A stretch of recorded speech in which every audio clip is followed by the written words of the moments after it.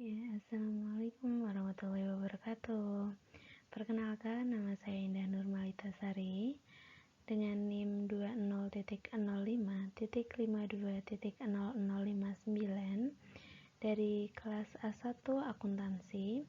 Di sini saya akan membahas sekilas tentang materi yang berjudulkan piutang dagang atau yang biasa disebut dengan account receivable. Sebelum masuk ke materi piutang dagang, terlebih dahulu kita ketahui pengertian piutang itu apa. Piutang sendiri adalah hak perusahaan untuk menerima sejumlah kas di masa yang akan datang akibat kejadian di masa lalu yang merupakan tuntutan kepada pihak lain, yaitu pihak pelanggan, akibat terjadinya transaksi penjualan secara kredit. Berikut adalah pemaparan jenis-jenis piutang. Pada umumnya, piutang sendiri diklasifikasikan menjadi 3 jenis, yaitu piutang dagang, piutang wesel, dan piutang lain-lain. Namun pada kesempatan kali ini saya hanya akan membahas tentang piutang dagang. Baik, kita masuk ke pokok pembahasan inti, yaitu piutang dagang. Jadi piutang dagang ini sendiri terjadi karena adanya transaksi penjualan secara kredit kepada pihak lain atau kepada perusahaan lain. Dan piutang dagang ini sendiri secara umum dapat diartikan sebagai tagihan kepada pelanggan yang sifatnya terbuka, dalam arti bahwa tagihan ini tidak disertai instrumen kredit. Dan piutang dagang ini berasal dari penjualan barang dagangan dan jasa secara kredit dalam bentuk operasi usaha normal. Adapun ciri-ciri piutang dagang meliputi 3 jenis. Yang pertama, jangka waktunya kurang dari 1 tahun, yaitu dengan syarat 2/10 N/30. Yang kedua, akun-akunnya itu termasuk ke dalam aktiva lancar. Dan yang ketiga, piutang dagang ini berkaitan dengan operasi utama perusahaan sehingga harus dapat ditagih. Jadi sebenarnya apa aja sih hal-hal yang berkaitan dengan piutang dagang? Hal-hal yang berkaitan dengan piutang dagang meliputi 3 hal, yaitu pengakuan piutang dagang, yang kedua penilaian piutang dagang, dan yang ketiga adalah pengalihan piutang dagang. Yang pertama yang akan kita bahas yaitu pengakuan piutang dagang.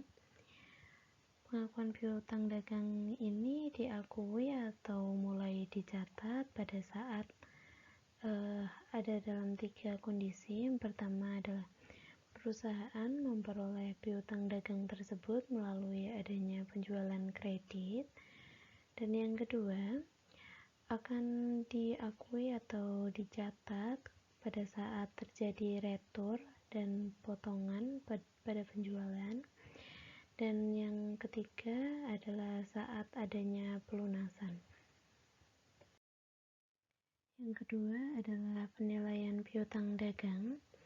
Menurut prinsip akuntansi Indonesia, piutang dagang ini harus dicatat dan dilaporkan dalam neraca sebesar nilai kas bersih atau biasa disebut neto yang bisa direalisasikan, yaitu jumlah piutang setelah dikurangi dengan cadangan kerugian piutang tak tertagih atau CKP.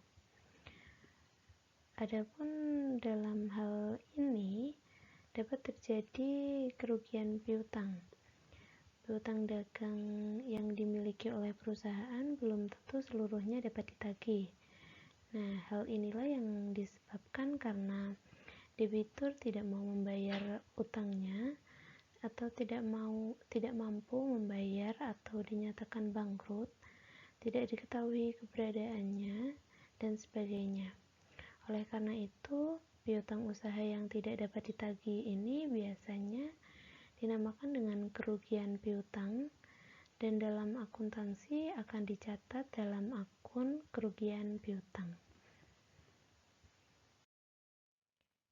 Terdapat dua metode yang dapat digunakan untuk mencatat adanya kerugian suatu piutang, yaitu metode cadangan atau allowance method. Yang kedua adalah metode penghapusan langsung atau direct write-off method. Untuk metode yang pertama, yaitu metode cadangan, metode ini akan digunakan atau dipilih apabila terjadi kerugian piutang yang dirasa cukup besar jumlahnya. Dan untuk metode yang kedua, yaitu metode penghapusan langsung, dalam metode ini perusahaan tidak perlu melakukan taksiran atas kerugian piutang, sehingga rekening cadangan kerugian piutang tidak digunakan. Dan apabila suatu piutang diyakini tidak dapat ditagih lagi, maka kerugian atas piutang tersebut langsung didebitkan ke dalam rekening kerugian piutang dan kemudian mengkredit rekening piutang dagang. Dalam metode ini, rekening kerugian piutang hanya akan menunjukkan jumlah kerugian yang sesungguhnya diderita dan piutang dagang akan dilaporkan dalam neraca sejumlah brutonya. Dan selain itu, kerugian seringkali dilaporkan pada periode yang berbeda dari periode penjualannya, sehingga tidak dapat memberikan gambaran tentang nilai piutang bersih yang dapat direalisasikan. Oleh karena itu, metode ini atau metode penghapusan langsung ini tidak diakui untuk pelaporan keuangan kecuali bila kerugian piutangnya jumlahnya tidak material atau kecil. Yang ketiga adalah pengalihan piutang dagang. Pengalihan piutang ini secara umum dapat diartikan sebagai perusahaan yang mengalihkan piutang usahanya yang dimiliki kepada pihak lain, yaitu lembaga keuangan, bank, dan pegadaian piutang, dengan tujuan untuk mempercepat penerimaan kas dari piutangnya.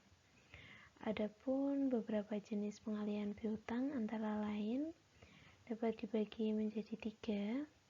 Yang pertama yaitu penjualan piutang, yang kedua adalah penggadaian atau penjaminan piutang, dan yang ketiga adalah penjualan dengan kartu kredit. Pada slide ini saya paparkan salah satu contoh soal yang berkaitan dengan piutang dagang, di mana pada soal ini nanti akan saya jelaskan satu persatu. Nah, berikut ini adalah transaksi yang terjadi pada PT SDI selama bulan Maret 2017 dengan transaksi yang pertama, yaitu dijual barang dagang sebesar 600 juta secara kredit, dan yang kedua diterima pelunasan piutang dagang dari pelanggan sebesar 570 juta, dan yang ketiga yaitu dihapusnya piutang dagang kepada Tuan Bas sejumlah 2.400.000, dan yang keempat dihapus piutang dagang kepada Tuan Bas sejumlah 4.200.000, dan yang kelima Tuan Bas melunasi piutang yang telah dihapus sebesar 1.800.000.